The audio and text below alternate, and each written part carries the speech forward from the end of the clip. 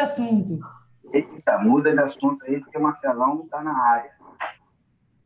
Marcelão está na Uma área. pergunta rápida, gente. Vocês estão me ouvindo bem? Ou eu preciso Muito botar o bem. som? Tá. Não, estou ouvindo legal. Sandra Calcado. Fala, Marcelo. A Sandra- Bom dia. Bom dia, querido. Bom dia, Ana Rayana. Fala, Arthur, Marcelão. bem-vinda, Marina. Dona Lívia. Cabelinho cortado. Pô, deu um tapa, né, cara? Aula de finanças, meu amor. E Taikon, tudo bem? Bom dia, tudo bem? Tem o Jéter Bom ali. dia. Tudo bem? Fala, Laurinha. É Taikon ou é Ticon? É Ticom. Ai, como que a menina é chique, né, Laurinha? Chique. Bom dia, pessoal. Fala, Marcelão. Bom dia. Aí tem um oi aqui que eu não sei exatamente quem é, mas é simpático, é oi. Oi. Tranquilo, Sandrinha? Bom dia. O público aqui é hostil. Fala, Alexandre. Público hostil, hein, Sandra? Oi? O público aqui é hostil, hein? Cara, eu tô meio surda. O que você fala? Você já começou a gravar aí? Não pode mais falar, gente. Agora que... Começa a gravar a partir do primeiro. Então, tá Sério? Então, logo errado. tudo, qualquer barbaridade que tenha sido falada. Lauria, pô, Lauria. Sandrinha, eu vou te botar como host aqui, para você poder compartilhar a tela. Tá?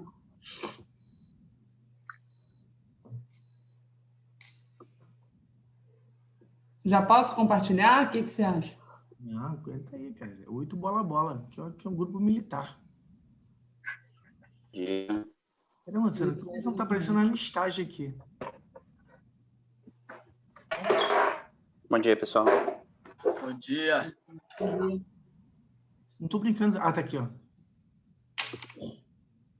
Make host. You want to change host to Sandra Calcado? Yes. Ó, eu vou parar essa gravação, hein?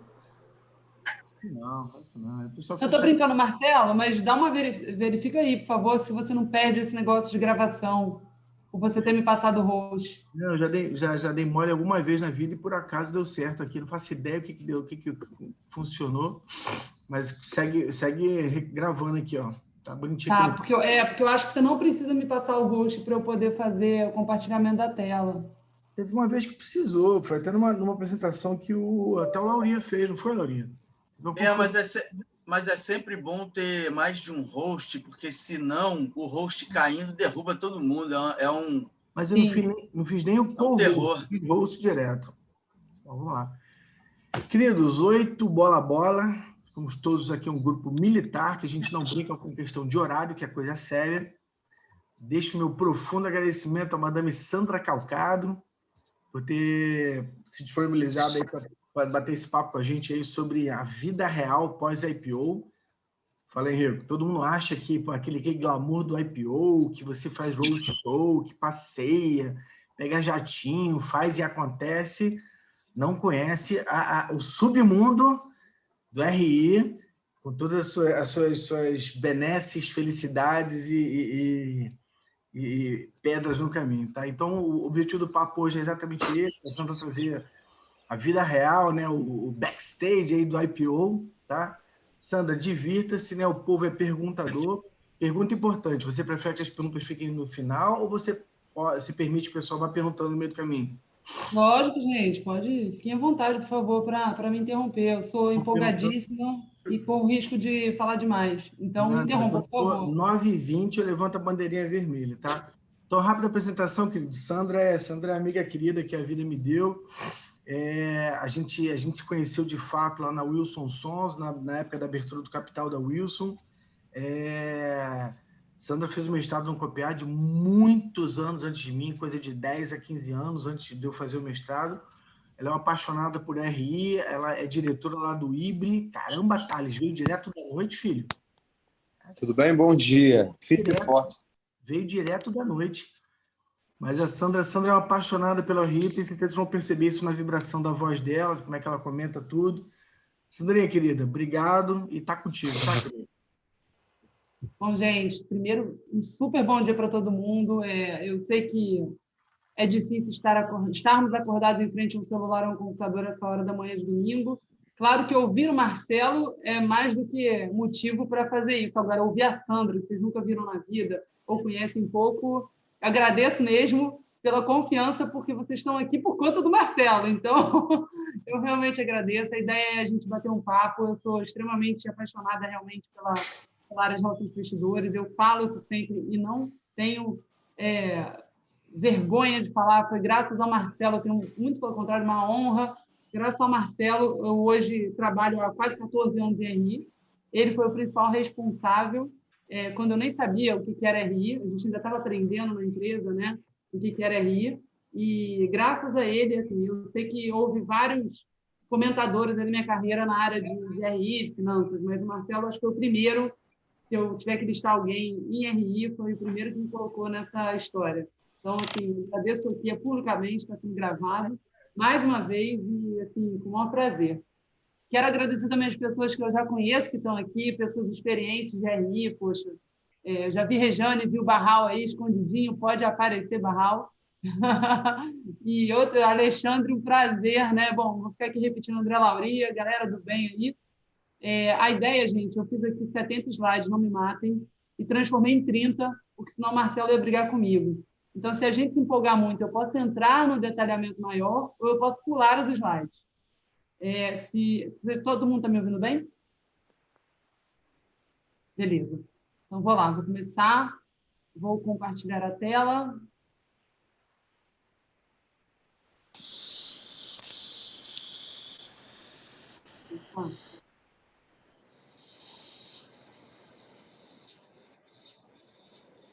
Estão vendo minha tela? Beleza. Sim. Bom, como vocês podem ver, 70 slides não é mentira minha, mas tem muita figurinha, tá, gente? A versão do Marcelo tem 30. Prometo que serei... Mentira, não prometo nada, porque eu me empolgo. Fiz o primeiro slidezinho, porque, né, o modelo aí do Marcelo bonitinho, e agora bem colorido igual a mim. Tem sempre um aviso legal, né, só para falar que as opiniões aqui são minhas, e não são de mais ninguém, não são da companhia que eu represento, não são da minha família, enfim. Coisas de RI, a gente sempre faz um disclaimerzinho na apresentação. Bom, vamos começar para não ser um negócio único, exclusivamente meu. Queria aí ouvir de vocês, meio que, quem trabalha em companhia listada, se vocês puderem colocar lá o raise hand, ideia. Quantas pessoas trabalham em companhia listada?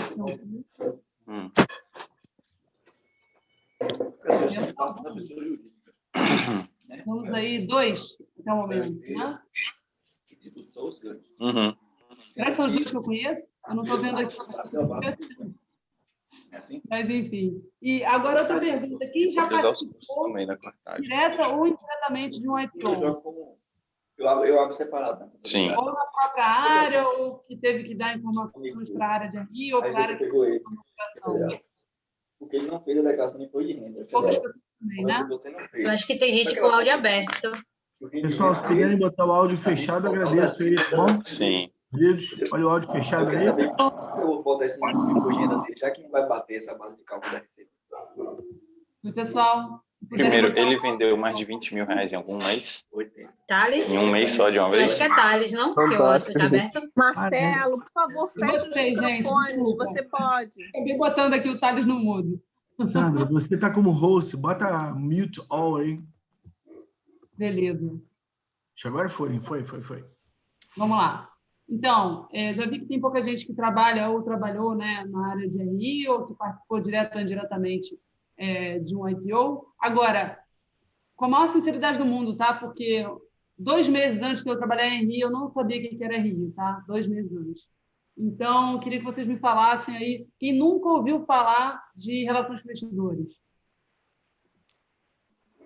Pô, quem nunca ouviu falar? Quantas pessoas temos? Ninguém, pô, todo mundo já ouviu falar? Então tá bom. Eu temo ser um pouquinho básica, gente, mas a ideia, gente, como eu comentei, é a gente passar um pouquinho da experiência. Marcelo, por favor, fique à vontade para intervir, porque o Marcelo foi meu predecessor, assim que se fala, na área de relações com investidores, como eu disse.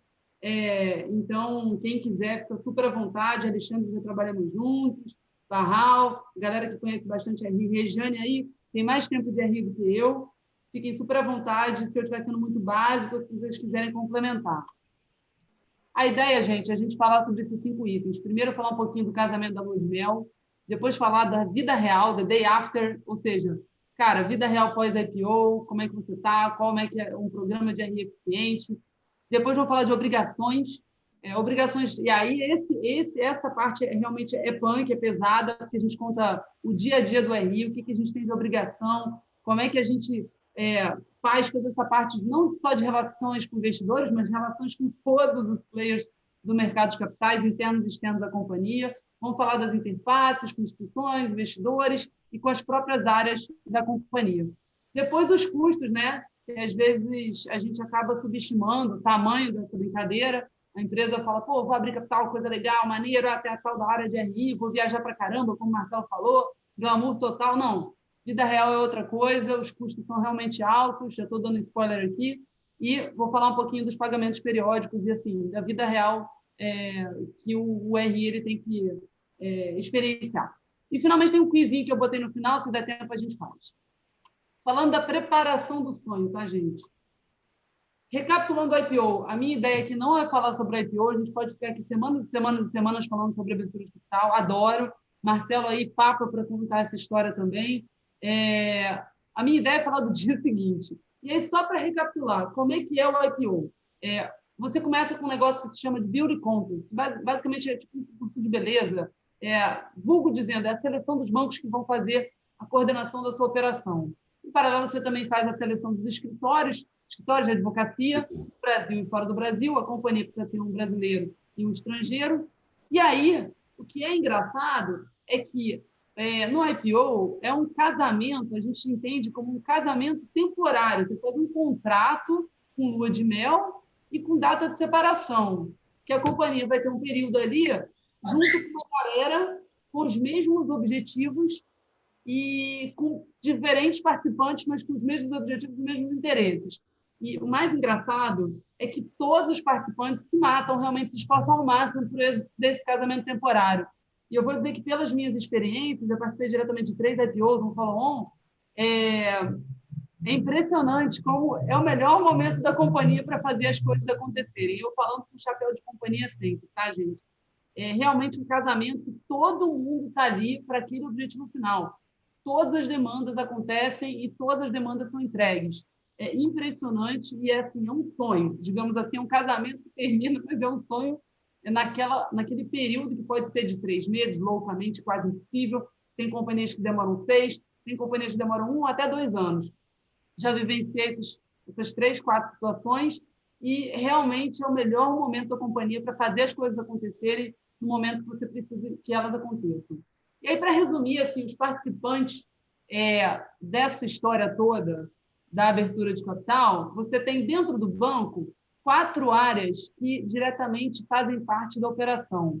Um deles é o IB. IB significa Investment Banker, ou a área de Investment Banking, que vai lá e faz a operação, e é aquele cara que quer que a operação aconteça. Ele senta com você, ele define a sua estrutura de capital, ele faz um valuation, ele tenta entender como você pode crescer e como é que ele pode fazer a operação acontecer. Tá? Ele é o cara que é como se ele fosse o gestor da operação sob a ótica do banco. Ele vai com você no roadshow, ele apresenta a companhia, ele é um cara que faz o institucional e um pouquinho do financeiro do IPO. Em paralelo, você tem o sales. O que é o sales? É o cara da venda, é o cara que está lá, que você conhece só no dia da reunião com o potencial investidor.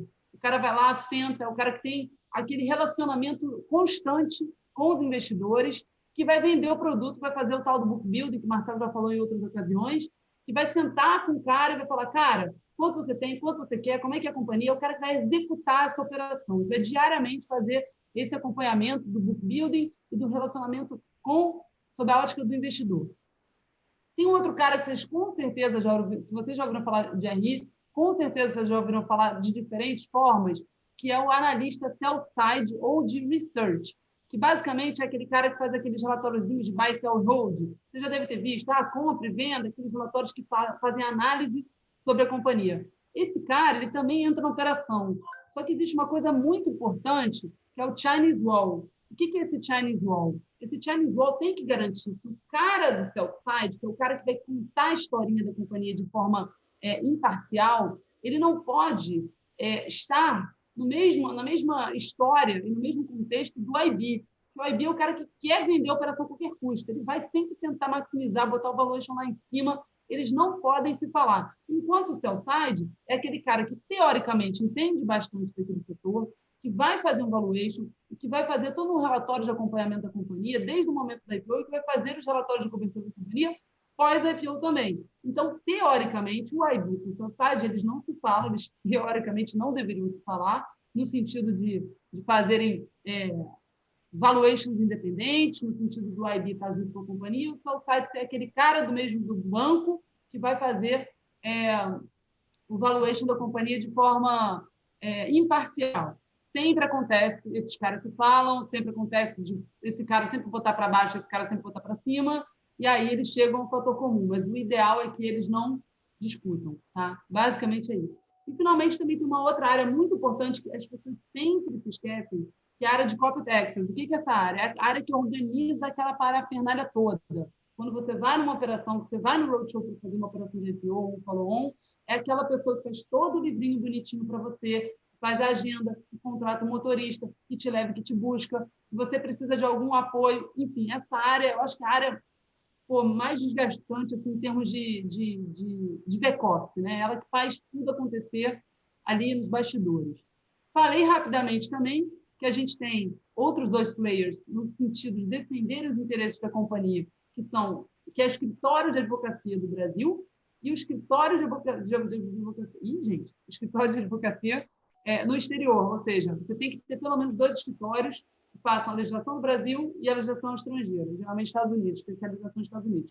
E os bancos, quando são 5, 10, 2, 3 book runners, que são os coordenadores líderes, eles também, em conjunto, chegam a uma definição sobre um advogado, a mesma coisa, advogados que defendem os interesses dos bancos com legislação brasileira e no exterior. E, finalmente, gente, outra área que vocês devem conhecer, quem já ouviu falar de RI, que é a consultoria de RI. Ela não é obrigatória, mas ela eu não conheço nenhuma companhia que não tenha uma consultoria de RI para dar apoio na operação ou para, de alguma forma, fazer essa operação acontecer, porque assim, a gente tem aí umas 3, 4 grandes consultorias que fazem essa representação. Às vezes, muito mais na parte back-office, para ajudar a companhia no back-office, às vezes fazem até a parte de front-office também.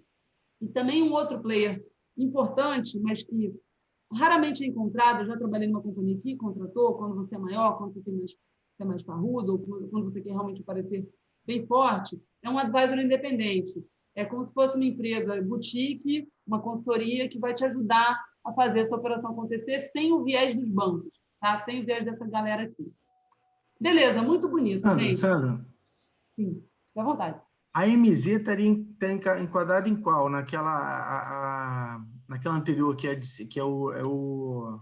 Isso, o MZ seria a consultoria RI, não é? Isso, MZ, Inspire, Global RI, todas essas fazem parte daqui. E aqui o advisor independente, por exemplo, o Rothschild. Eu trabalhei com o Rothschild. Eles são muito focados em M&A, mas eles também fazem IPO, para fazer um suporte sem aquela brincadeira aqui que eu vou contar, do viés total dos bancos, porque o interesse dos bancos é que a operação aconteça. Legal. Agora, esse é o meu slide preferido, Gisele Bündchen, linda, maravilhosa, e eu sempre falo para todas as pessoas com quem eu trabalho no RI, que a gente tem que aproveitar a fase de Gisele Bündchen. E aí, Marcelo deve ter vivido isso bastante. Nossa, eu tenho exemplos aqui, mas está gravado, é melhor eu não contar as minhas experiências. Mas o que significa isso, gente? O que aproveita essa fase de Gisele Bündchen? Como o objetivo da operação é totalmente alinhado entre todas as partes, e vamos lá, no final do dia, o que os bancos querem? O que os advogados querem? Eles querem realmente o FII da operação, né, no bolso deles. Então, todas essas pessoas estão fazendo com que a operação aconteça e querem que essa operação seja bem sucedida. Muitas vezes até deixando de colocar algumas coisas importantes para a companhia e colocando de forma bem assertiva essa preocupação de que muitas vezes a companhia não deveria fazer a operação.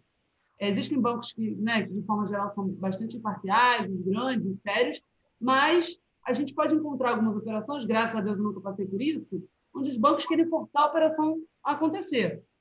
Já passei pela seguinte situação, da operação não acontecer, mas os bancos insistirem. Então, o que eu falo que aproveite a sua fase de 0,20? Todo mundo te ama. Se você quiser pedir para o cara do IB, do top, do MD, do Managing Director, do cara mais pica das galáxias, para ele fazer uma planilha ridícula de parametrização de alguma coisa, ribiboca da parafuseta, ele vai fazer. Se você pedir para o cara pegar uma água para você a 40 mil quilômetros de onde você está, ele vai fazer. Se você pedir para ele trazer uma impressão para você, ele vai fazer. Se você pedir alguma coisa sofisticada, ele vai fazer. Até o dia seguinte da liquidação da operação. Entrou o FII dos bancos, entrou o FII dos advogados, e tal. Ai, gente, meu Deus, está sendo gravado, mas enfim. O cara mal vai falar com você. Eu já passei por essa situação, gente. Tipo, na semana seguinte, o cara me viu, pegou a mesma ponte aérea que eu, em Congonhas, não falou comigo, e aí, por azar do destino, rolou um almoço de trabalho que ele estava vindo para o Rio, e eu, por coincidência do destino, estava nesse mesmo restaurante com outro almoço de trabalho de RI.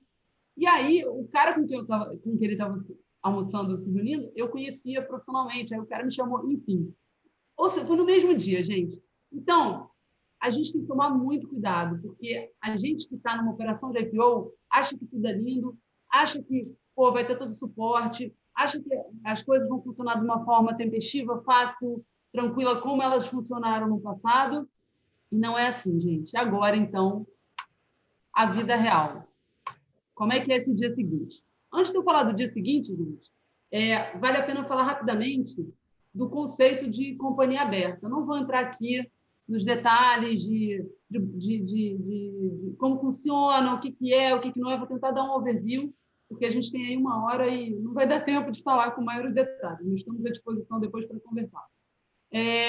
Nada mais é que uma companhia que possui valores imobiliários na CVM. Os valores imobiliários podem ser ações, bônus de subscrição, debêntures, né, dívidas e outros. E eu vou falar aqui, só para vocês terem uma ideia, fiquem tranquilos os advogados de plantão, os societários de plantão aí.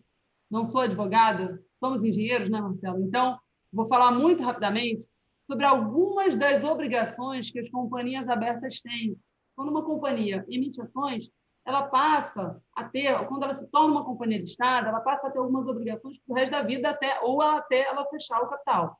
A 6404, que vocês devem conhecer, que é a lei das SAs, a instrução CVM 480, que é uma instrução que é como se fosse a Bíblia da CVM, desculpa, a Bíblia de uma companhia listada. A 481 fala sobre assembleias.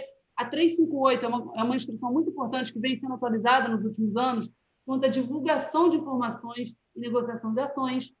E, finalmente, uma instrução da CVM, que ela é anual. É uma instrução que atualiza todas essas instruções. Eu peguei as 4 mais importantes, de leis e instruções, mas aí são dezenas e dezenas e dezenas. Regiane, que está aqui, que pode confirmar tudo que eu estou falando.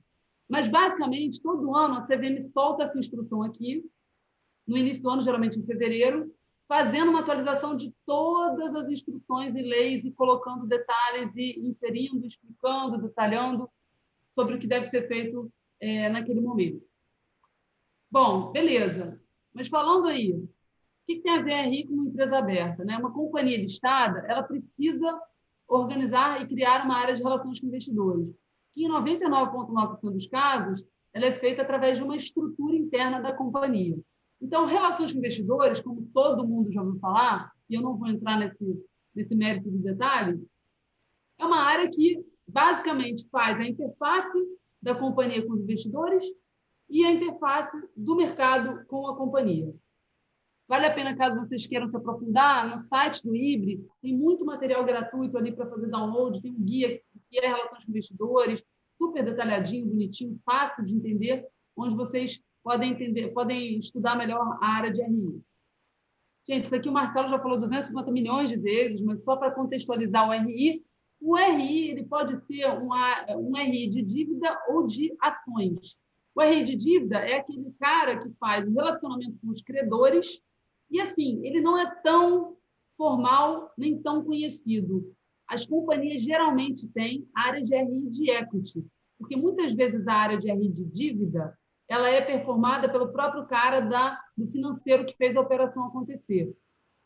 E outras vezes, né, quando você tem também RI de equity, que é de ações, é sobre o que a gente está falando agora, você tem essas funções acumuladas. Os credores, né? O RI de dívida aqui, quando eu vou falar com os credores, só a título de curiosidade, o foco dele é muito diferente do RI de equity. Só para ter uma ideia, o RI de dívida é aquele cara que vai falar, cara, eu vou pagar, a companhia está performando o que prometeu, é isso aqui, está funcionando direitinho, de acordo com as garantias. O RI de equity é, cara, crescimento, a ação vai valer mais no futuro do que hoje. São realmente perfis muito diferentes e operações muito diferentes que muitas vezes têm que ser desempenhadas pela mesma pessoa, pela mesma área. Não vou me ater a essa questão, no futuro a gente pode falar, sim? Mas o aval do pessoal dos credores ali, BNDES, debenturistas, tem que ocorrer para o IPO, né? Isso deve ser bem... Sim, no caso, o relacionamento com, por exemplo, BNDES, instituições financeiras e tal, na maioria das vezes é feita pela área pelo financeiro mesmo, né? Você já viveu isso. O financeiro que toca a operação, é o financeiro que faz a gestão das dívidas, mas no caso de relacionamento com os credores, depois da operação acontecer, a operação geralmente é feita pela área pelo financeiro, e aí, quando a operação acontece uma debênture, por exemplo, os investidores, os cotistas dessa debênture, caso eles queiram entrar em contato, eles podem fazer o relacionamento com o RI. Confesso que onde eu estou hoje, eu não tive até hoje nenhum contato com o debenturista, a gente emitiu 3 debêntures, e eu nunca tive contato com o debenturista, eu só faço as obrigações legais. Mas já trabalhei numa companhia em que a gente fez bonds, emissão de bonds, e eu já fui a conferência de dívida, e eu nunca tinha sido nessa época RI de dívida, e a título de curiosidade era até engraçado, porque eu com o meu perfil, cara, eu quero mostrar que a companhia vai crescer, como é que ela vai crescer, o que ela vai fazer, os projetos, né? Eu falo, não interessa. Como é que está o uptime dessa plataforma? Como é que você vai fazer? Como é que você está gastando? Vai pagar, não vai pagar? E eu querendo falar de crescimento, o cara só quer saber se você vai pagar ou não vai pagar, né? São perfis realmente muito diferentes. Isso aqui, gente, também não vou repetir, Marcelo já falou 250 mil vezes em todos os encontros. O que é o preço da companhia hoje e qual o valor justo da companhia. Geralmente, espera-se que o RI ele mostre exatamente a perspectiva de valorização da ação da companhia, então, por isso, o RI é importante, é o preço da ação aqui e o preço que ela deveria ter, pode ser abaixo, tá, gente? Aí o RI tem que ter isso muito em mente, mas, obviamente, uma empresa em crescimento, ela vai buscar sempre um crescimento no valor da ação, que vai ser refletido através das iniciativas de crescimento. Pelo amor de Deus! Caramba! Oi, Máximo. Desculpa, o cachorro subiu em cima de mim e ele ligou o som. Mas já aproveitando o gancho, deixa eu fazer uma pergunta. Vem cá, você no RI, tanto na parte de dívida, tanto na parte de equity, você já teve contato com algum, por exemplo, institucional, cobrando alguma coisa, tipo assim, a empresa não vai se adequar, por exemplo, a esses parâmetros de ESG aqui, não? O que vocês estão fazendo no lado da governança? Como que funciona essa parte de cobrança? Super, Máximo, super excelente pergunta. Posso falar até mais adiante, tá? Que tem desses 70 slides aí, tem uma história que conta essa experiência. A gente é super consultado, e aí, vou falar mais adiante, mas a gente tem diferentes contatos com diferentes empresas, com diferentes players. Um pode ser, por exemplo, investidor pessoa física, outro pode ser investidor institucional, um outro pode ser um sell-side, um analista que vai fazer o relatório de cobertura da companhia. E cada um tem uma motivação diferente, cada um tem um conhecimento diferente, cada um tem uma pergunta diferente. Eu já trabalhei numa companhia que antes eu nunca tinha trabalhado com investidor pessoa física. Na Wilson Sons, a gente tinha basicamente investidores institucionais, isso aí há mais de 13 anos, né? Mas depois eu fui trabalhar numa companhia, anos depois, e que a base dela era, assim, 80% de investidores institucionais e o free float, ou seja, as negociações de ações eram quase 100%, 98% negociado na Bolsa, e, assim, 80% era pessoa física. E, assim, o cara ligava, eu entrei na companhia num momento difícil, essa companhia que estava se reestruturando, o cara ligava para falar de tudo que você possa imaginar. Esse era psicóloga do cara, ou ao mesmo tempo o cara ligava e te xingava. Eu lembro que nessa companhia, no segundo dia de trabalho, eu descobri um post que o cara falava mal de mim. Segundo dia de trabalho, tá, gente? Ou seja, nem tinha dado tempo de eu falar sobre a companhia. Então, tem de tudo. Quando você fala de investidor pessoa física, é realmente uma coisa muito mais sensível. Você tem que saber adequar a sua comunicação ao investidor. Quando você fala de investidor institucional, é um cara que geralmente conhece mais sobre a companhia, que se estrutura, que é um cara mais profundo. E falando especificamente sobre a ESG, que eu tenho o maior prazer de falar, e a gente tem aqui a Regiane, que é expert, sei lá, quase 20 anos aí de experiência em ESG. Ela pode falar muito melhor do que eu, mas existem sim, e principalmente nos últimos meses, vem aumentando essa demanda por, cara, eu quero entender como vocês estão em ESG, como vocês estão se adequando, o que vocês estão fazendo, e a gente frequentemente preenche questionários, tanto da operação dos nossos clientes, que mandam para a gente, né, para a gente responder nossas áreas comerciais e tal, sobre a ESG, quanto por parte de investidores institucionais que ou têm fundos que estão dedicados à ESG ou então estão ainda caminhando para esse aspecto e querem entender como é que estão as companhias investidas deles.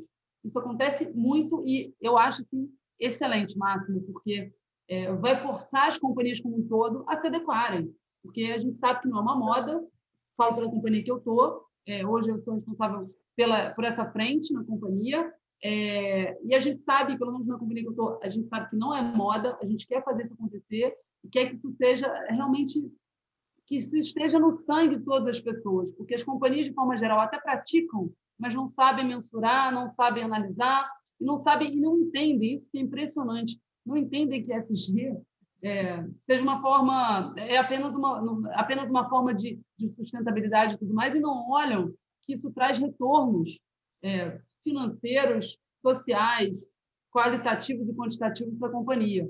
Companhias com ESG bem desenvolvidas são companhias muito mais preparadas e que têm retornos muito melhores dos seus resultados. Acabei migrando agora para esse assunto, Máximo, mas sim, a pergunta é super válida. E aí, pegando o seu gancho, Máximo, para falar como é que a gente se relaciona, com quem que a gente se relaciona, basicamente é isso. O grande desafio do RI é aquele cara que fala para fora e fala para dentro. Ele tem que entender o mercado, os acionistas, os potenciais investidores, os analistas, os bancos, as agências de rating, quando ela tem algumas emissões de dívida, os órgãos reguladores e bolsa de valores também estão incluídos nisso.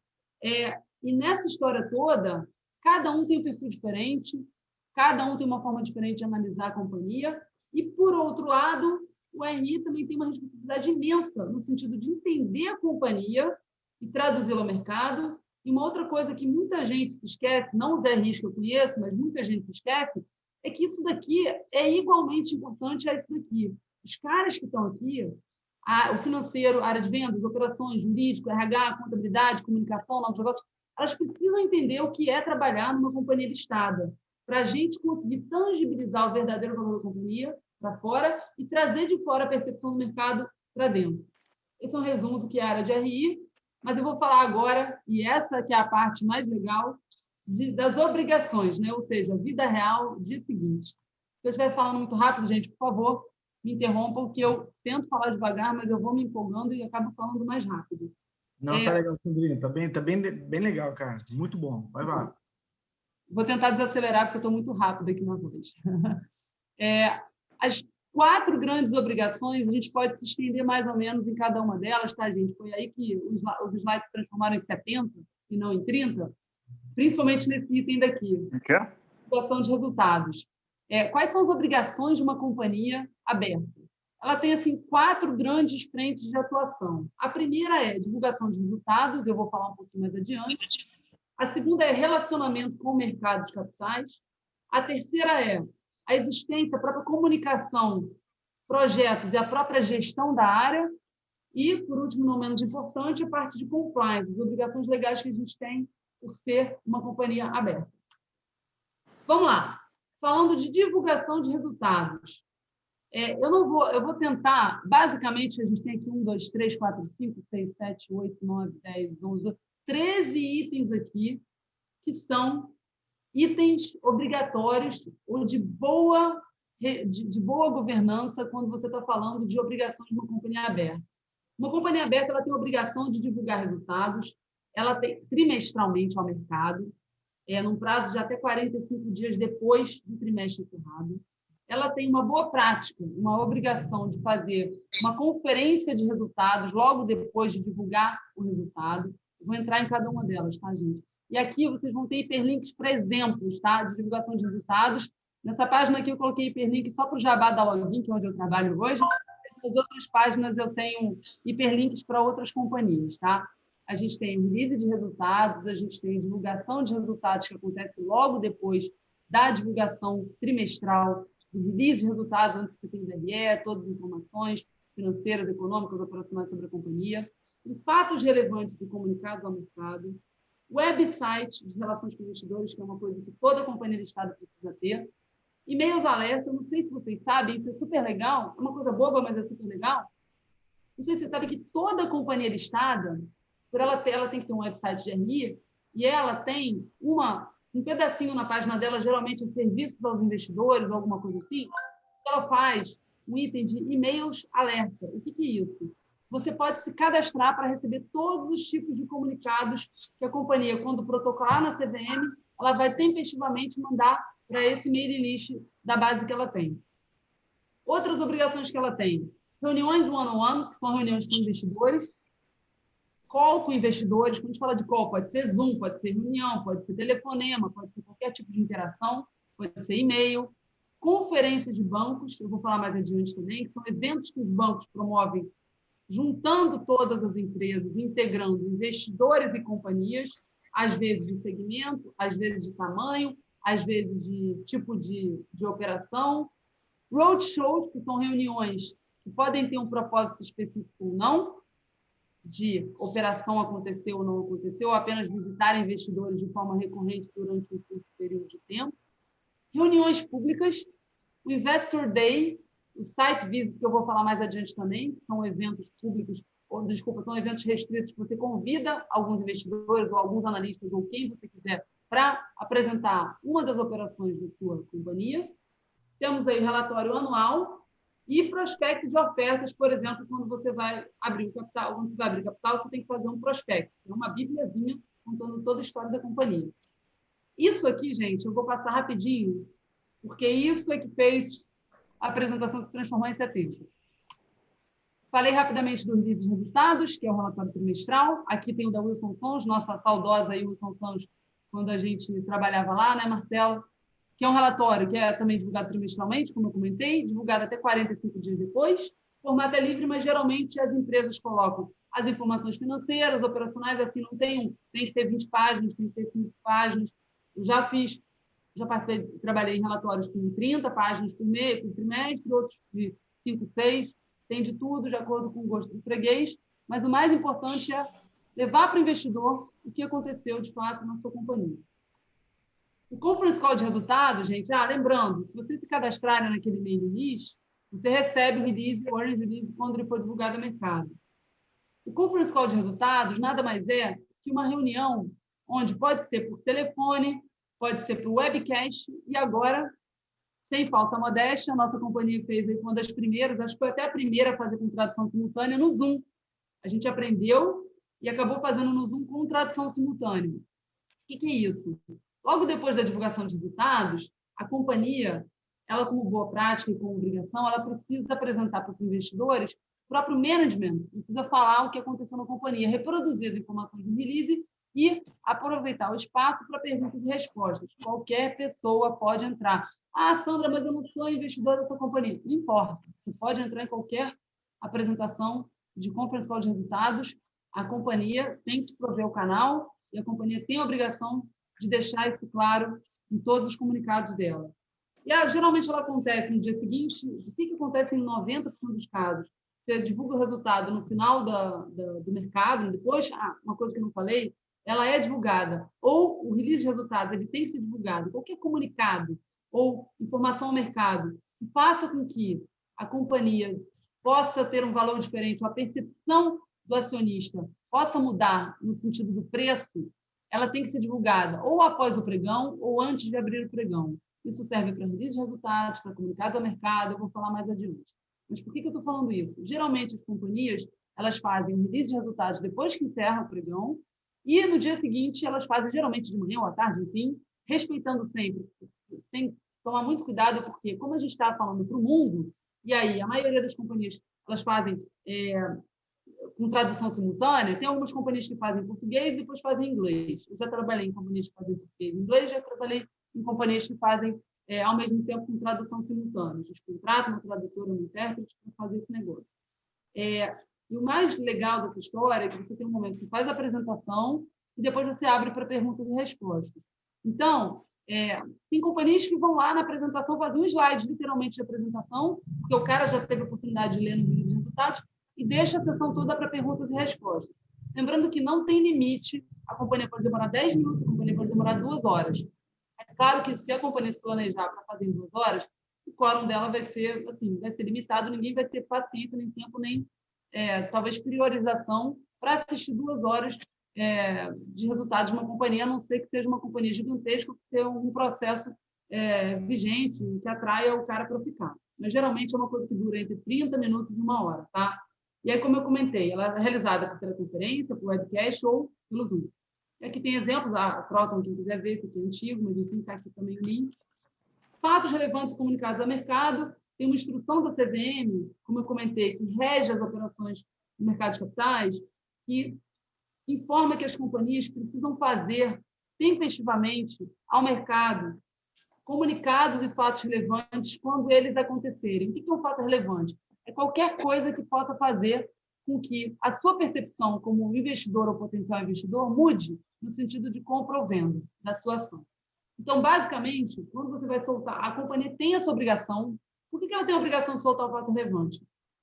Porque quando essa informação se tornar relevante, por exemplo, eu comprei uma empresa, vendi uma empresa, estou em negociação, mas isso já se tornou relevante. Esse contrato vai começar amanhã. Renovei uma concessão. Eu fiz alguma coisa muito que, de fato, faça com que o valor da ação possa, na percepção do investidor, possa mudar. Você tem a obrigação, como companhia, de divulgar isso ao mercado.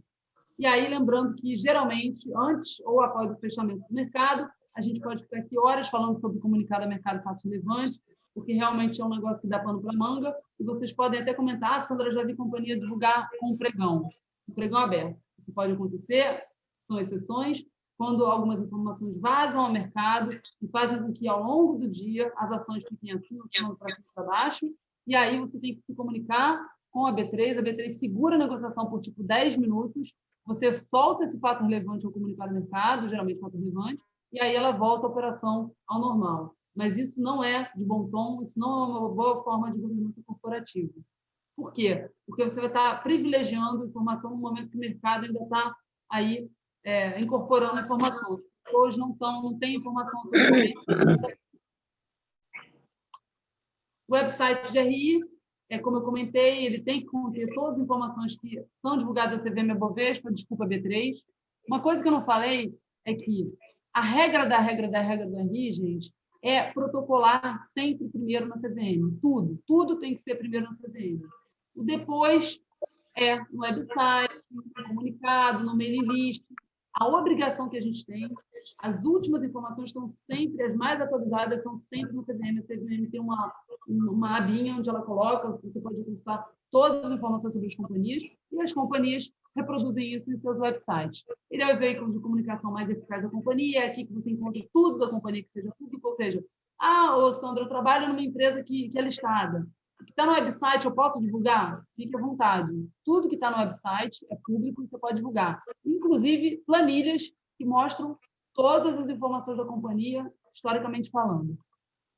O e-mail alerta, como eu comentei, todas as companhias têm a obrigação, uma boa prática, tá? De terem uma aba onde você pode se cadastrar para receber os comunicados e fatos da companhia.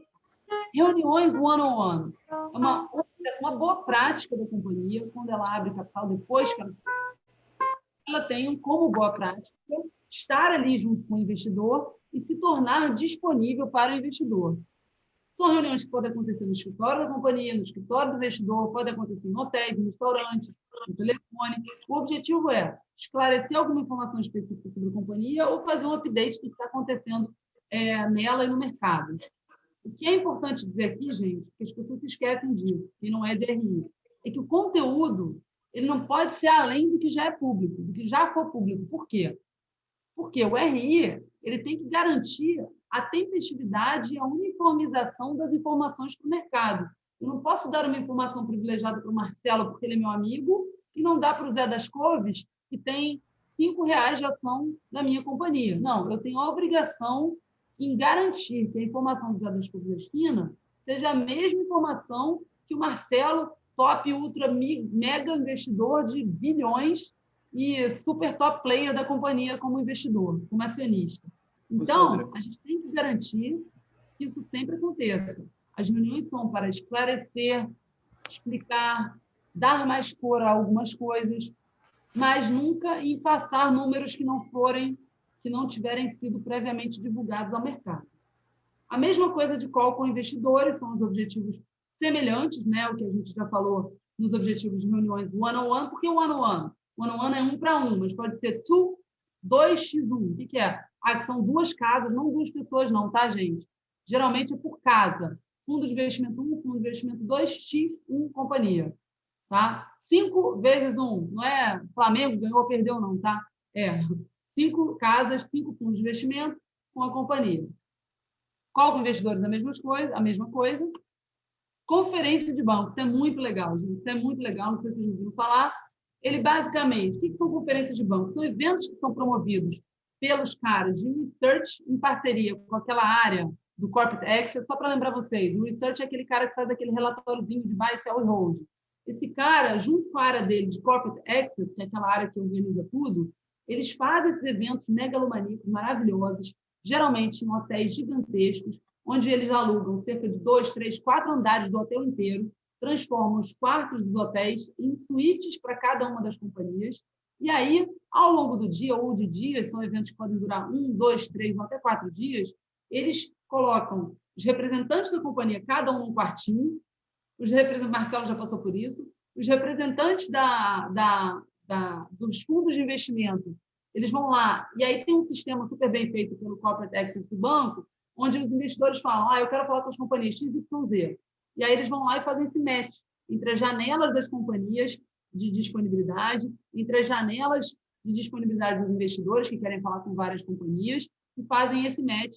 E aí sempre tem aquela coisa, o investidor quer falar sozinho com você, ou ele não se incomoda de ter um outro investidor na mesma sala. Isso tudo é feito para essa área de Corporate Access, tá? Ou seja, são reuniões onde, às vezes, são reuniões temáticas, são conferências de infraestrutura, conferências de small cap, conferência de logística, ou CEO Conference, que os bancos fazem com eventos que pedem a participação do presidente também, ou são eventos só para falar de infraestrutura, enfim, ou só para falar de small cap, ou só para falar de companhias de óleo e gás, enfim.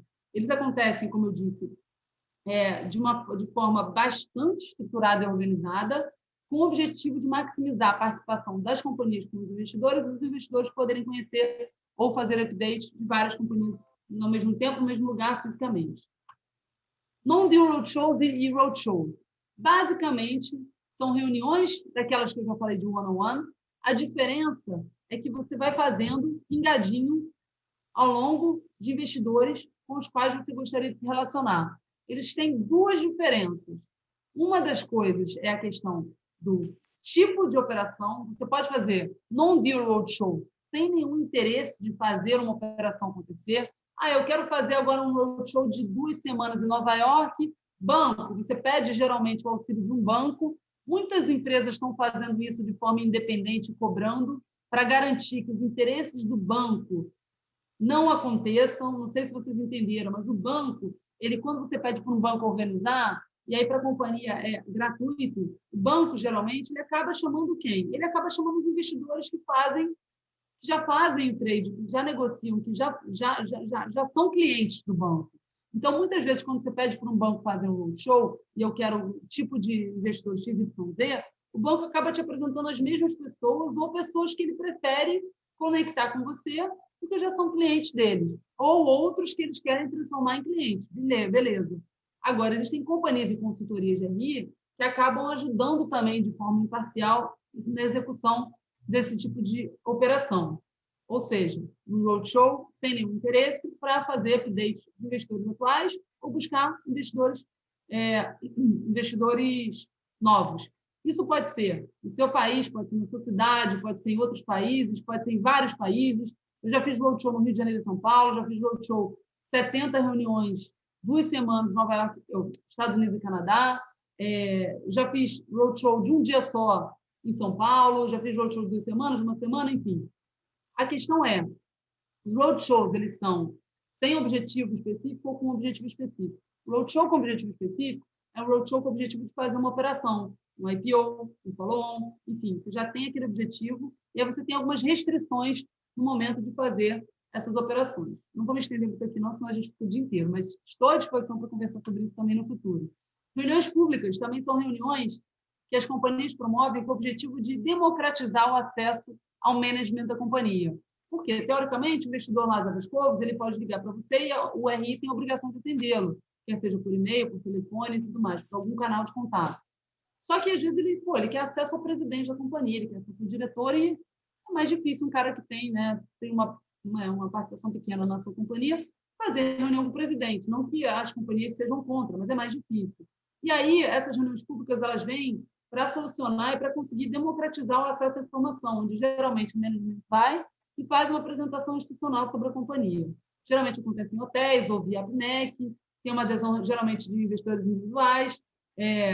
O Marcelo, nessa época, Mariana Moreira, nossa querida Mariana, que trabalhou com a gente, sempre falava que tinha sempre o comedor de empadinha de coxinha. O que era isso? Como eram reuniões que eram gratuitas, gente, e eram hotéis super legais, às vezes cafés da manhã e almoços, e as pessoas se inscreviam, cara, tinha gente que levava filho para assistir reunião pública.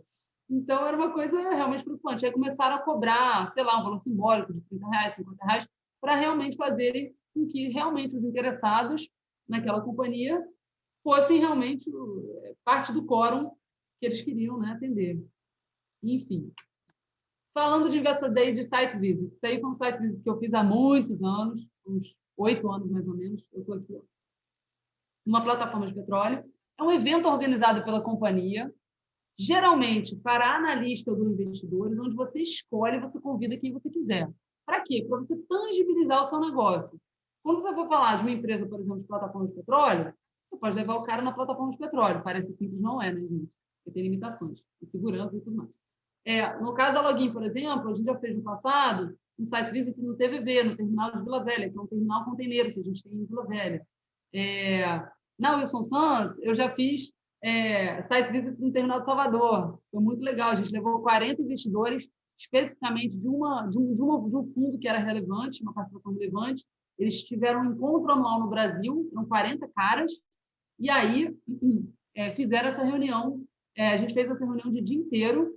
Pô, pré-carnaval, gente, uma loucura, mas tudo bem. Pré-carnaval em Salvador, mas a gente conseguiu juntar todo mundo, colocar a galera no pelourinho, fazer a apresentação institucional, fazer uma van, levar todo mundo até o porto, pedir todas as autorizações necessárias, enfim. Basicamente, ele é organizado pela área de RI com todo o suporte da área de comunicação ou de relacionamento com o mercado. Recomenda-se, uma coisa importante, Thales, eu vi você levantou a mão, só vou concluir aqui e vou abrir para você falar. Recomenda-se que a área de RI prepare os participantes da companhia. Por quê? Muitas vezes, os participantes da companhia, sei lá, um mestre de um rebocador, um comandante de uma embarcação, ou um cara da operação da sua fábrica, do seu chão de fábrica, ele conhece pra caramba da companhia, mas ele não está treinado, sensibilizado ao ponto de saber o que ele pode falar e o que ele não pode falar para essa companhia listada. Então, às vezes o cara se empolga, fala informações que ele não poderia falar. Então, é muito importante que o RI prepare essas pessoas para estarem à frente dessas comunicações de forma correta. Thales, pode falar. Tá ótimo, obrigado, Sandra. Deixa eu só tirar minha mãozinha aqui. Primeiramente, bom dia, tudo bem? O objetivo desse site visit é convencer uma possível compra ou só consolidar a imagem? É algo transacional ou é algo mais de reputação? Não é transacional, o objetivo é tangibilizar, porque muitas vezes o cara vê o DRE, o cara vê... Obrigada pela sua pergunta, Thales. O cara vê o DRE, o cara vê as demonstrações, o cara vê o conference call de resultados. Tá, mas tudo bem, eu estou vendo que você está falando da operação. O que é esse negócio aí? Ele entende, aí ele vê na raça a questão de segurança, como é que a companhia performa, como os funcionários se relacionam, porque muitas vezes ele acaba identificando coisas positivas, que é o que a companhia quer, obviamente, que ele não tinha entendido por não ter tido acesso físico às instalações daquela companhia. Eu sei que é muito difícil, você vai dizer, eu soube, por exemplo, que a Globo levava as pessoas lá no Projac, os debenturistas lá, se eu não me engano. Não sei se tem alguém da Globo aqui, mas assim, você pode levar para o chão de fábrica. Aí você vai dizer, Sandra, mas eu trabalho num banco. Cara, eu nunca trabalhei em banco, então eu não sei dizer, mas provavelmente eles têm como fazer um site visit na infraestrutura de operação dele, como funciona a mesa, como é que funcionam as operações, como é que está a tecnologia, como que eles estão investindo, de repente apresentar e conectar o cara a um cara de tecnologia ali de dentro da companhia, que aquilo lá é o grande, né, é o grande diferencial do banco, né? A tecnologia, a capacidade do know-how e a capacidade das pessoas. A área de serviço é mais difícil de tangibilizar, mas você tem como fazer isso também. O mais importante do site visit é, de fato, promover a vida real, o cara entender o que é aquele númerozinho que ele viu no balanço do DRE. Tá? Eu estou preocupada com o horário, gente. Vou tentar correr aqui. Aqui, Regiane pode falar, a Regiane está aí também, ela pode falar 1000 vezes mais do que eu sobre relatório anual e relatório de sustentabilidade, que é um material institucional super importante, que mostra, apresenta as informações sobre a companhia. E agora tem companhias abrindo mão do relatório anual e transformando num relatório só, que é o relatório de sustentabilidade. Fact sheet também é um resuminho, isso aí é nice to have, tá? É um resuminho que as companhias fazem, deixam no site. Não sei nada dessa companhia, deixa eu entrar. Estou vendo o perfil dela, os últimos números apresentados, nada mais é que um resumo das informações que ela produz. Prospecto de oferta, eu já falei também, aquela coisa de quando você vai fazer uma operação, vocês já devem ter visto isso em algum lugar, pode ser uma operação de follow-on, um IPO ou qualquer tipo de operação financeira que demande a confecção de um prospecto. E agora eu vou para a segunda parte, que é de mercado de capitais, falando de acompanhamento de valor da ação, acompanhamento de base acionária e análise dos peers. Acompanhamento de valor da ação. É importante você fazer... Oi. Só uma perguntinha. Você vai falar agora de mercado? Você vai chegar a tocar na questão do formador de mercado? Não, mas a gente pode falar. Se quiser falar um pouquinho sobre market maker, está ótimo. Não, só levantei a bola porque em algumas operações, né, quando você não tem muita liquidez, empresas muito novas na bolsa, ou que tem um setor que não tem muita companhia para ser referência e tudo, pode ser que seja importante, né? Mas vamos lá, é só um... Não, excelente, excelente. Tem a ver com essa questão de acompanhar o valor da ação. Quando você fala de acompanhamento do valor da ação, tem a ver com o que o André falou. Você tem que analisar a posição diária da ação, você tem que analisar os principais eventos que aconteceram e também os peers de mercado. O que você quer dizer com isso? Você tem que analisar a posição dela diariamente, quanto ela está comprando, qual o volume que ela está sendo negociada, a quanto ela está sendo vendida e comprada, os principais eventos que aconteceram, ou seja, tentar entender por que ela está destoando do Ibovespa da vida ou de uma empresa, por exemplo, que é small cap. Tem um índice small cap, ou tem o Ibovespa, tem o BRX100, BRX50. É importante você fazer essa análise da sua companhia versus alguns indicadores, alguns índices, e também versus o seu mercado, que você chama dos seus peers, né? Entender como é que está o volume, como é que está a negociação e como é que está a posição da ação dos seus peers. Puxa, Sandra, mas a minha companhia é a única que é listada, que é listada. Como é que eu vou analisar? É o caso da companhia onde eu estou. Todos os nossos concorrentes, eles não são, nenhum concorrente é listado. E aí, o que a gente busca ver? A gente busca ver o mercado como um todo. Eu estou no mercado de logística, eu tento ver logística e transporte e tento, obviamente, entender a posição da ação, porque tem alguns eventos que impactam o setor como um todo e tem alguns eventos que impactam só a sua empresa. O mais importante você ter em vista, que é importante analisar, que é relevante a análise diária, que é relevante entender os principais eventos, que é fazer esse contraste da sua companhia versus outras companhias e versus índices do seu mercado e também índices do setor, índices como, por exemplo, onde a sua companhia se encontra, o índice de small cap, o Ibovespa, o BRX100. E aí, quando o André falou sobre market maker, o formador de mercado, quando você está numa Sandra, companhia... só ia fazer um comentário em relação à sua análise diária, Sandra, se você passar bem rápido.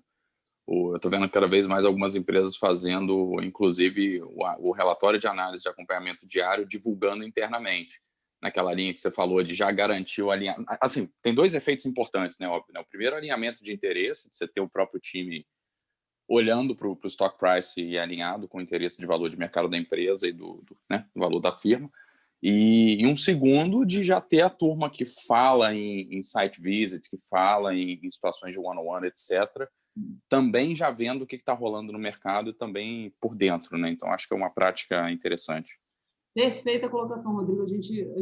Eu, particularmente, considero fundamental pelo menos o management receber e estar atualizado, entender o que está acontecendo, o que não está acontecendo.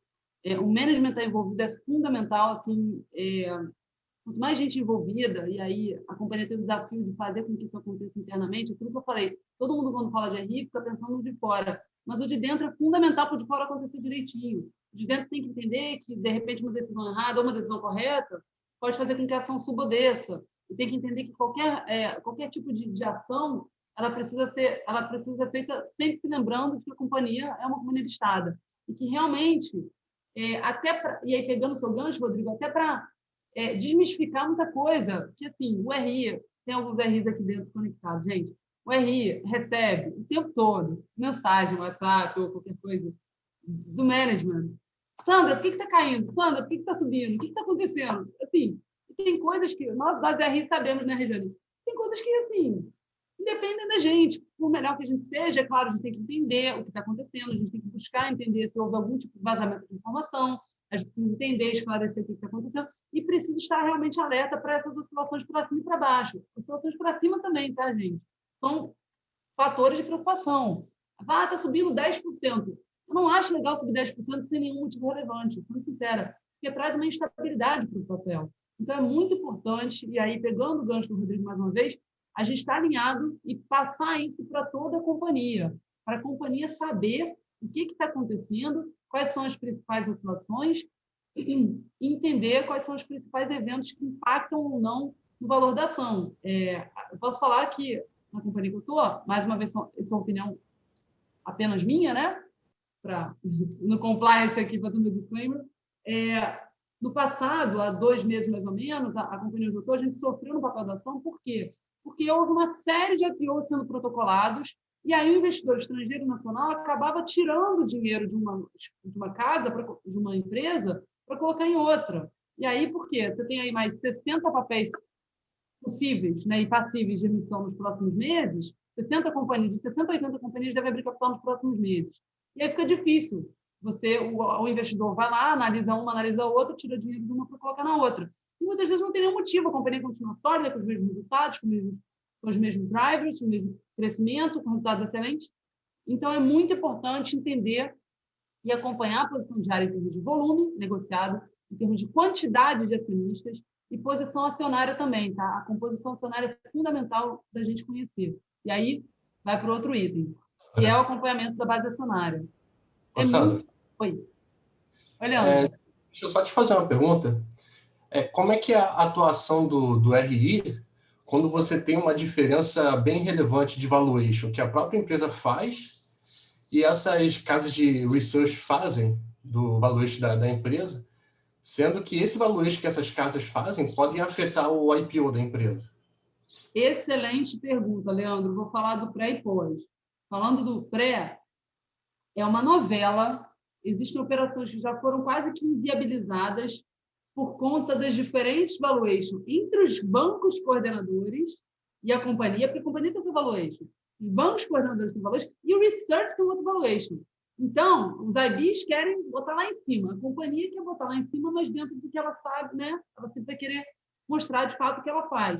E o research sempre vai querer ser bem conservador, exatamente porque é o nome dele que está ali na mesa. Então, é um desafio enorme, Leandro. Estou simplificando um negócio que dura meses. Eu já vi uma operação, um dia eu conto aqui porque está sendo gravada, não era da companhia que eu estava, tá? Mas eu vi uma operação ser quase inviabilizada, um analista de research, super referência no mercado, o cara mega ultra sênior, tem 40 anos de experiência, ele foi, tipo, expulso como book runner, esse cara de research, numa operação que aconteceu, porque ele foi o único que falou, o valor está errado, não é assim, não é assim. Bota no Google, vocês vão saber de quem eu estou falando. E aí, o que aconteceu? A empresa entrou em RJ, a empresa está quebrada e tal. E esse cara era o único certo. E era uma empresa com 10 book runners, 10 coordenadores de oferta. E aí esse cara falou, cara, eu não banco esse valuation, tá errado, e vai ser assim. Tá, vamos tirar da operação.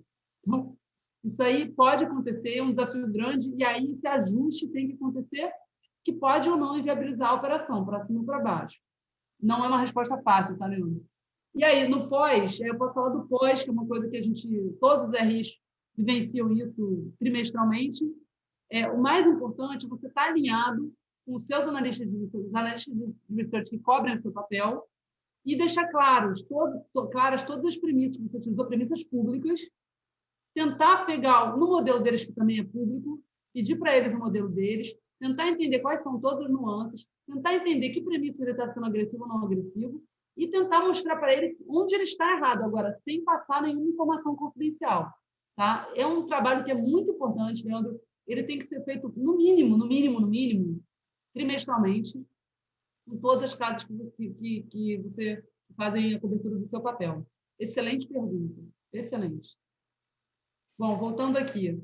Temos pouquíssimo tempo, Marcelo vai me matar. Eu vou passar rapidinho o acompanhamento da base acionária, onde a gente mostra quem mais comprou, quem mais vendeu. Para vocês saberem, a gente tem, através do agente escriturador, tem todo um processo, tem que escolher um escriturador para suas ações, e aí, da B3 até o escriturador e você receber, em torno de 3 dias úteis. Ou seja, se o Leandro comprou um papel hoje é domingo, mas fiz que hoje é segunda, eu vou saber quinta-feira que o Leandro comprou, vendeu. Não é uma coisa imediata, porque tem todo um tempo de liquidação na B3, depois tem tempo de passagem para o agente escriturador, e aí você pega no sistema do escriturador. No passado, no meu início de RI, acho que eram 6 dias úteis, hoje são 3, está melhorando bastante.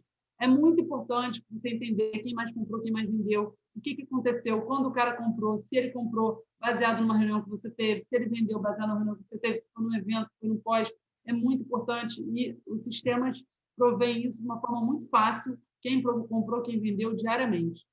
E essa análise a gente faz, por exemplo, no login diariamente. Análise dos peers, também muito importante.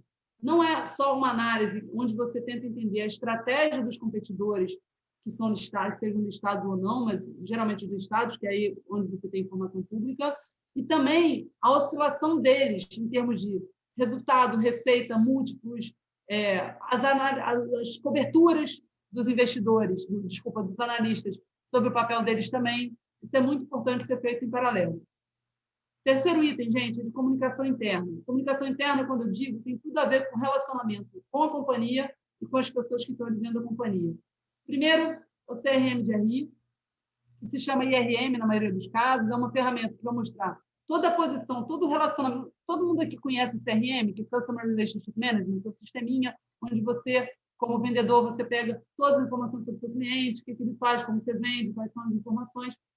É basicamente um CRM para a área de relações com investidores, onde você coloca todo o seu histórico de base acionária, de histórico de contatos, se conversou com ele, se você falou no telefone, qual foi o tema, se foi um call, se foi na conferência de um banco, se foi num roadshow, enfim. No passado, até por não existirem ferramentas disponíveis, a gente fazia isso em Excel.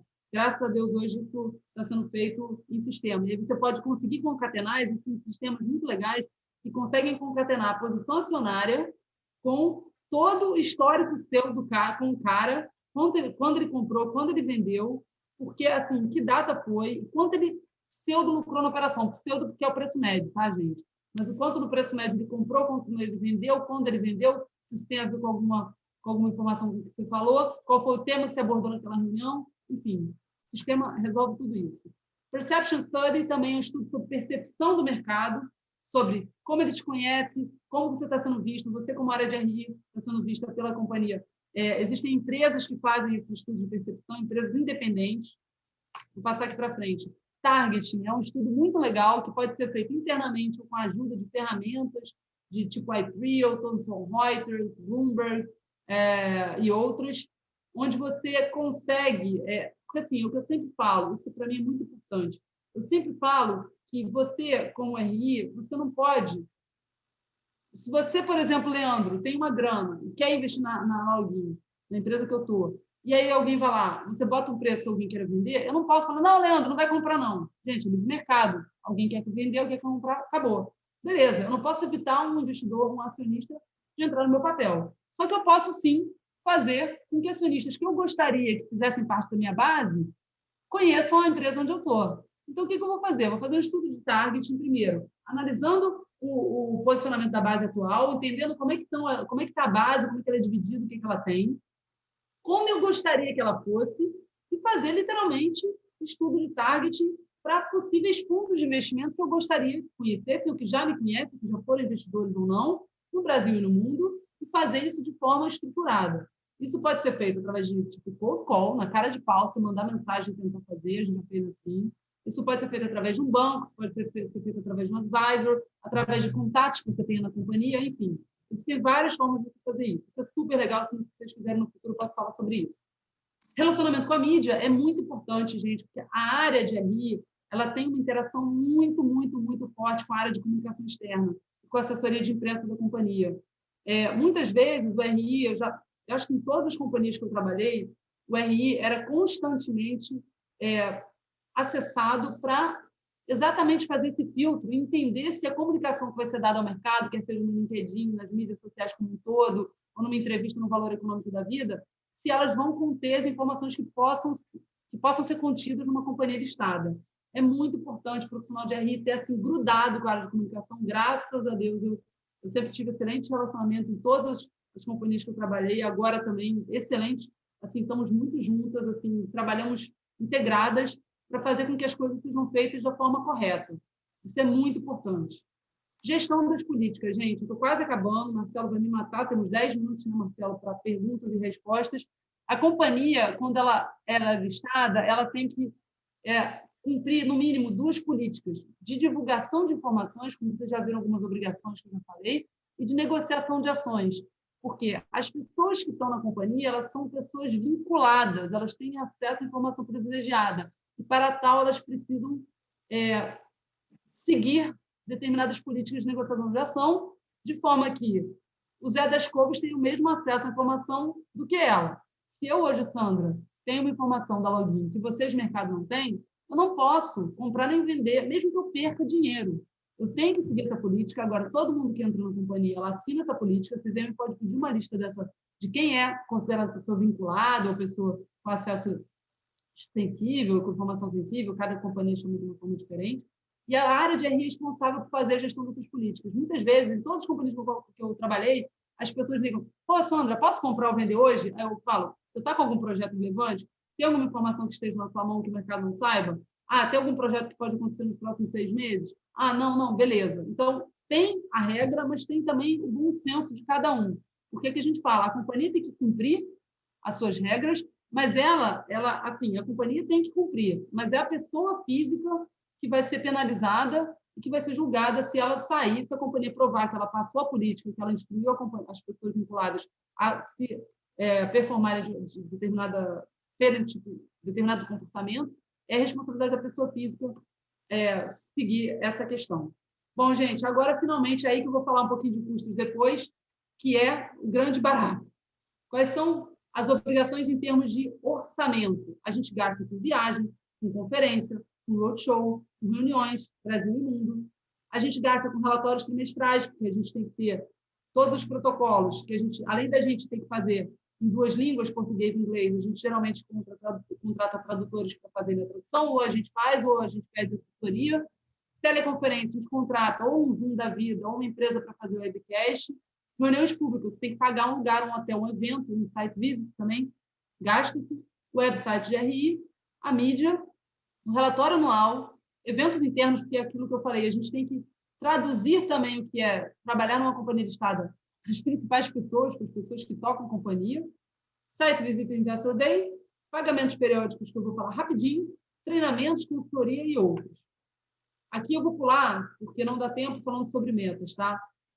Compliance, informações obrigatórias. A gente tem as demonstrações financeiras, os releases de resultado que eu já comentei, as informações trimestrais contábeis, que são ITRs, que são trimestrais e DFP anual, fatos relevantes comunicados ao mercado, convocações de assembleia, toda a gestão da assembleia com todo o suporte da área jurídica, a gente também tem que tocar. Formulário de referência, que eu chamo que é a Bíblia do RI, que conta tudo da informação sobre a companhia, e um informe sobre o Código Brasileiro de Governança Corporativa, dentre outras coisas. Vou falar rapidamente das interfaces do RI e a gente abre para perguntas. As interfaces, como eu comentei no início da reunião, são pessoas internas e externas, ou seja, as áreas da companhia que vão prover essas informações para a gente, investidores e sociedade, e, finalmente, instituições.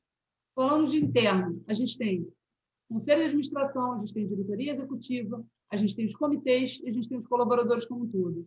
E as áreas com quem a gente tem mais contato são as áreas de comunicação, o jurídico, contabilidade, controladoria e finanças e as áreas de negócio da sua companhia. Aí eu falei rapidamente, gente, de buy-side, sell-side, investidores institucionais e investidores pessoas físicas, são os relacionamentos que a gente tem, né? São parte aí desses stakeholders.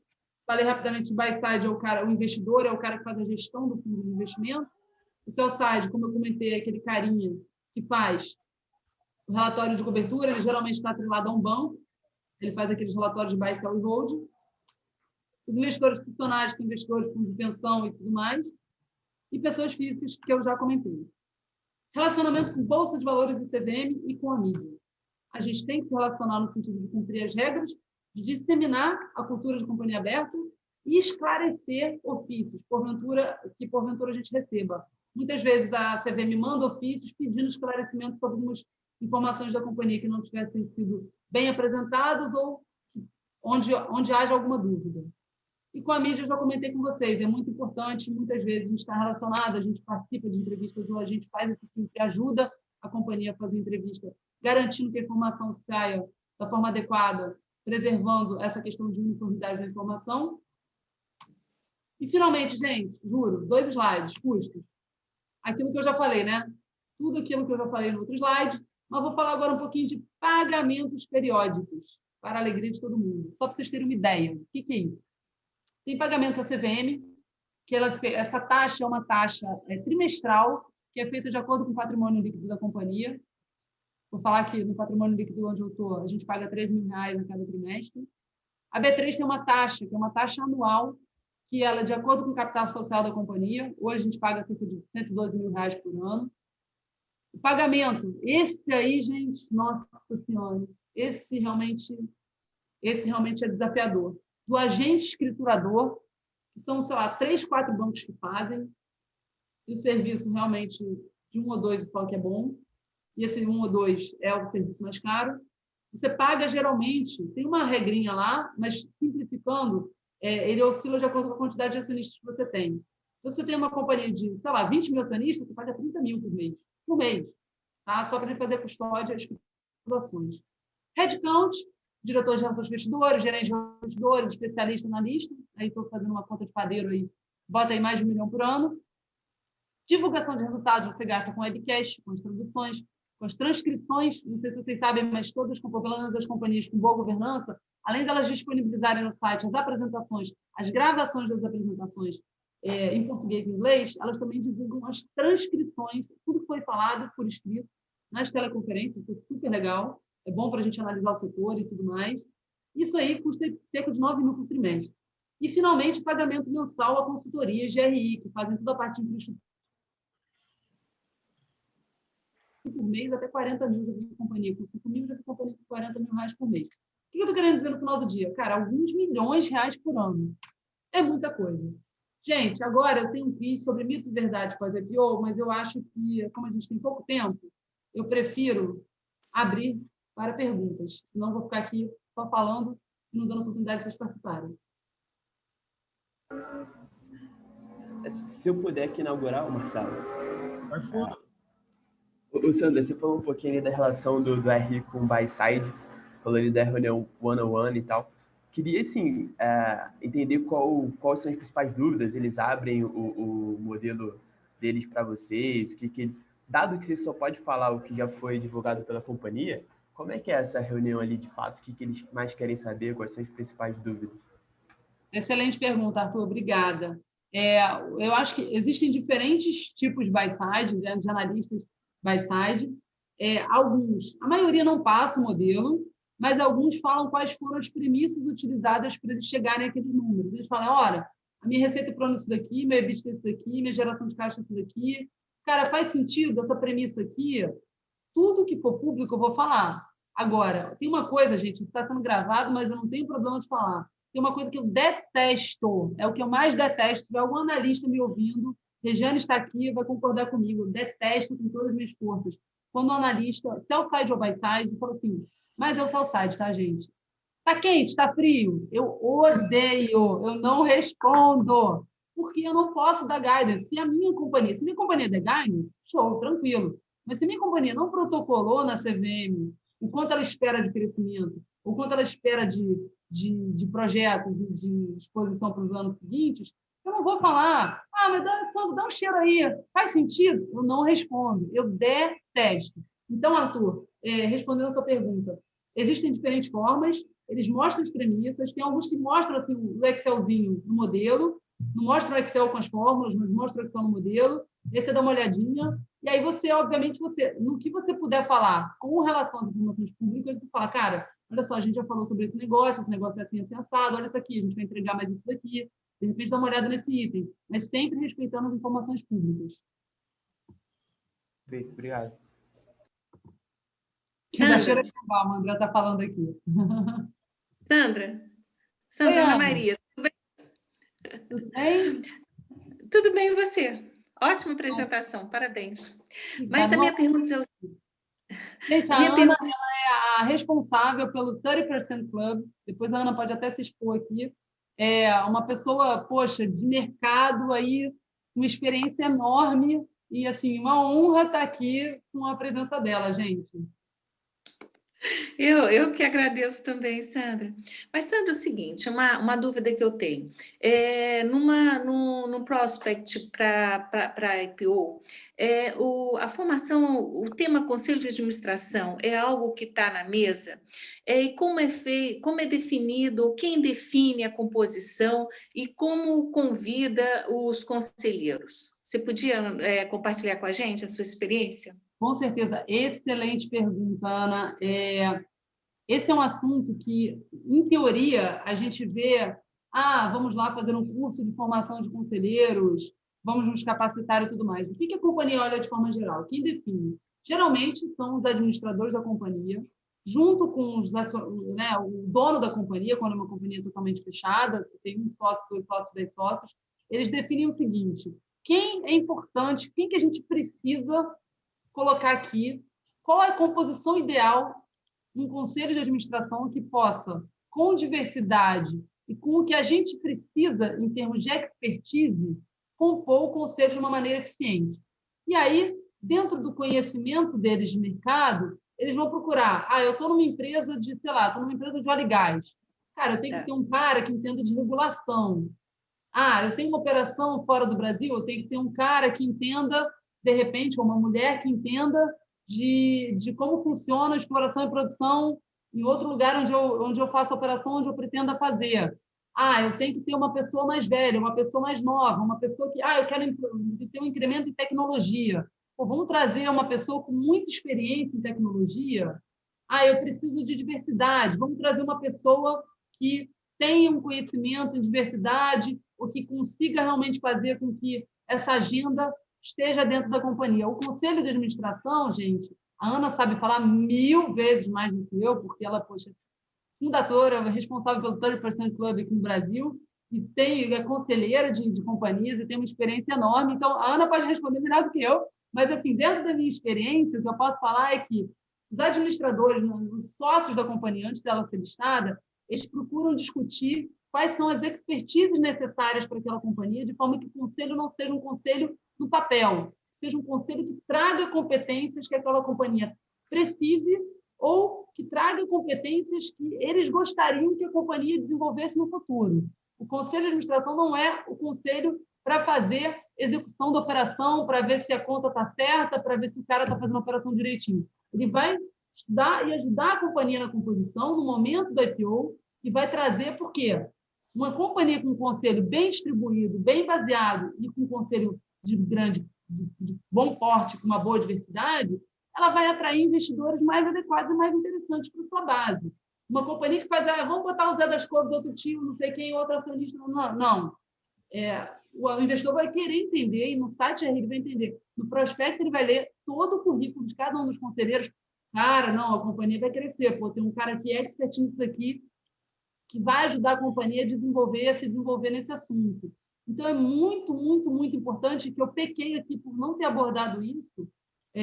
A composição do conselho é fundamental, o fator fundamental para uma companhia listada, e realmente tem um custo também do conselho, mas é que o conselho não é obrigatório, não necessariamente só companhias abertas têm um conselho, mas sim, você tem que criar um conselho, você tem os custos do conselho que eu aqui, né, divertidamente, não coloquei, Mas o mais importante nessa história toda, como a Ana perguntou, é você ter um conselho realmente que case com a companhia. Ah, Sandra, você tem que ter o melhor do melhor do... Não. O que a companhia precisa em termos de expertise, porque muitas vezes ela já tem internamente aquela expertise, ela tem que buscar o que ela não tem, o que esse cara pode trazer ou essa mulher pode trazer para a companhia em termos de conhecimento, de experiência, de relacionamento, de abrangência. Então, é muito importante a companhia dedicar bastante tempo e esse processo é definido geralmente pelos acionistas que vão abrir capital, que vão vender uma parte ou que vão só emitir novas ações. Excelente pergunta, Ana. Pessoal, como falei na vez passada, palestra boa que fica com gostinho de quero mais, né? Então, estamos todos com gostinho de quero mais. Tem umas perguntas no chat, Sandra, que o pessoal acabou não respondendo, mas como a gente são 9h20, né? Para a gente poder terminar adequadamente e não ficar trabalhado, tá? Quero agradecer muitíssimo pelo teu tempo, Sandra. Eu falei com algumas pessoas aqui no Paralela Privado, você brilhou, foi fantástica a tua apresentação, sabe? A gente... É aquela diferença que eu falo sempre com a molecada aqui. Tem gente que está na faculdade, que nem o Máximo, a Yasmin, né? Você sabe por que você se preparou e você sabe por que você vive, né? Isso é fantástico, a gente percebe isso na tua fala, você fala fácil, você fala leve, a gente ficaria aqui mole mais umas 2 horas te ouvindo aí, porque tá tudo muito legal, cara. Muito obrigado, sabe?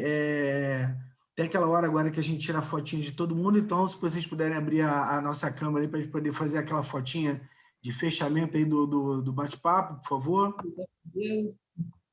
Aquela hora aí, essa hora que eu faço a chamada, vejo quem veio, quem não veio. Olha a cara da Isabela.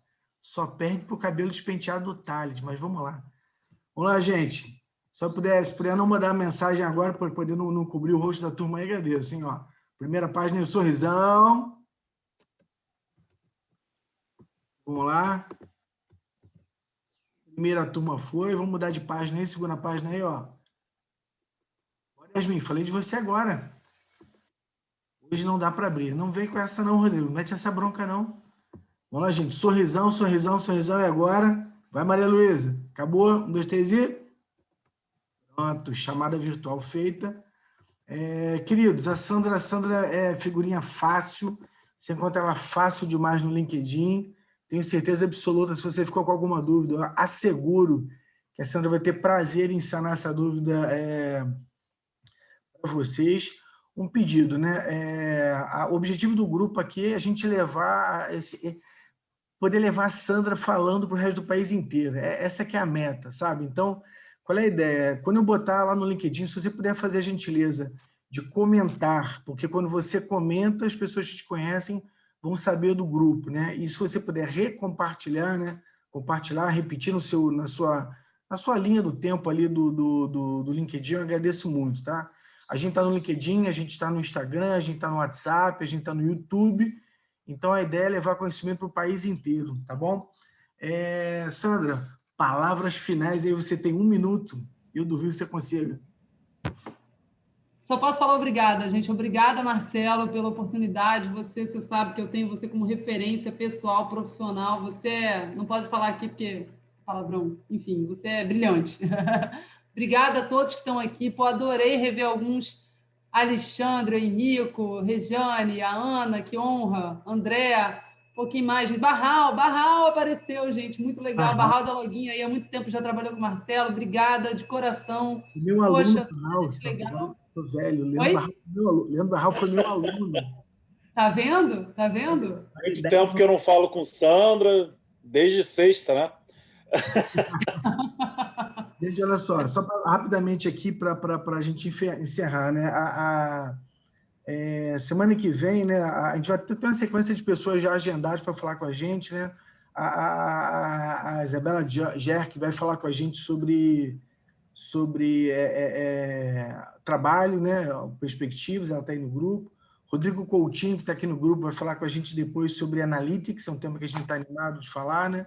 O Rodrigo Araújo, lá da Petrobras, vai conversar com a gente sobre a parte de inovação, parte de evolução, né? Ele já deu até o nome, ó, Jornada de Transformação Digital na área contábil e tributária. Essa que é a ideia, queridos.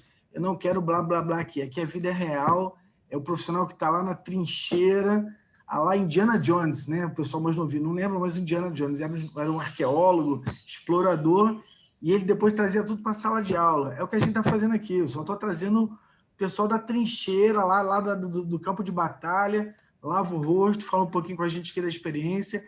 Essa aqui é a beleza, queridos, a gente está juntando as pontas. Eu falei com vocês outro dia, a gente tem aqui o pessoal na graduação, e você tem a Isabela Jerk, que é diretora financeira, falando com vocês. Então, você tem um cara que é estagiário de finanças, falando com o topo da carreira em finanças. Aproveitem, o objetivo do grupo é esse mesmo, o grupo é nosso, então ele vai ser do tamanho que a gente sonhar ele, tá bom?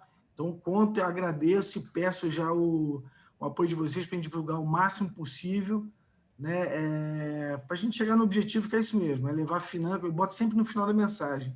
O objetivo é